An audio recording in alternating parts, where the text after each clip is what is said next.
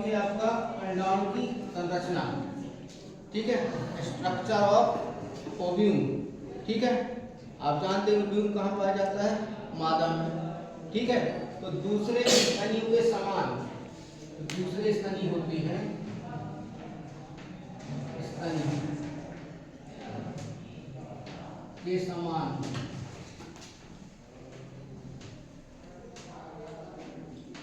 जो मनुष्य का अंडाणु होता है वह भी गोलाकार और अचल होता है। कैसा होगा? गोलाकार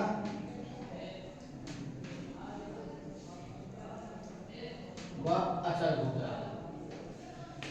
ठीक है, एक अंतर पाया जाता है दूसरे स्तनियों में और मनुष्य के अंडाणु में, इनमें योग नहीं पाया जाता है।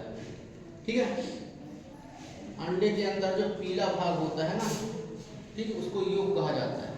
दूसरे स्तन में यह योग जो होता है क्या करता है? पोषण प्रदान करता है अंडाणु को।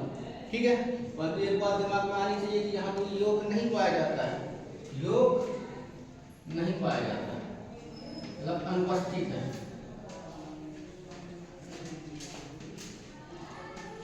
इसको पोषण कहाँ से प्राप्त होगा? इसको पोषण ये जो अंडाणु होता है या गर्भाशय की दीवार से जाके चिपक जाता है और प्लेसेंटा से जुड़ जाता है, जिसको आप अपरा बोलते हो, वही अपरा या प्लेसेंटा इसको क्या करता है? पोषण प्रदान करता है। ठीक है, एक बात आई समझ में? दूसरे स्तनी के समान है, गोलाकार है, अचल है और क्या क्या है? योग अनुपस्थित है। पोषण कहाँ से प्राप्त हो रहा है? इसको प्लेसेंटा के द्वारा।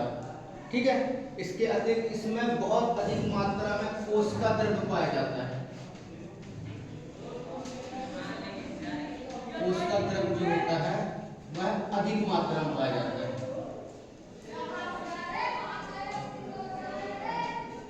ठीक है, अब इसके अंदर एक केंद्रक पाया जाता है जो वो होता है कैसा? अगुणित। केंद्रक जो कैसा है? केंद्र कैसा है? अगुणित। ठीक है, केंद्र कैसा है? अगुणित। अब जो पूरा अंडाणु होता है ये क्या होता है? एक कोश का झिल्ली के द्वारा जुड़ा रहता है, इसको बोलते हैं जोना पेलोसिडा।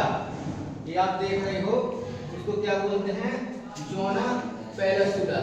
यही जोना पेलोसिडा आगे चलकर अनियमित आकार से जो गुटिकाएं कोशिका होती हैं वो अवशोषी रूप से पाई जाती है, इसको कहा जाता है कोरोना रेडिएटर।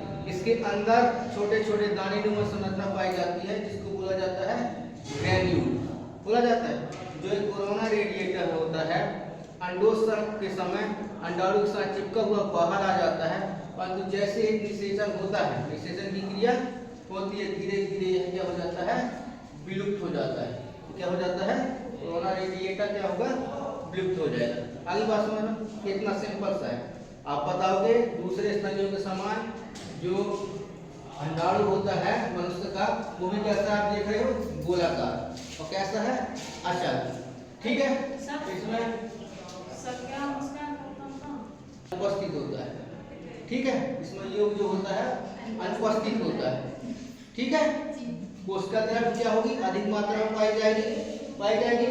केंद्र में होगा कैसा होगा? अगुणित प्रकार का होगा।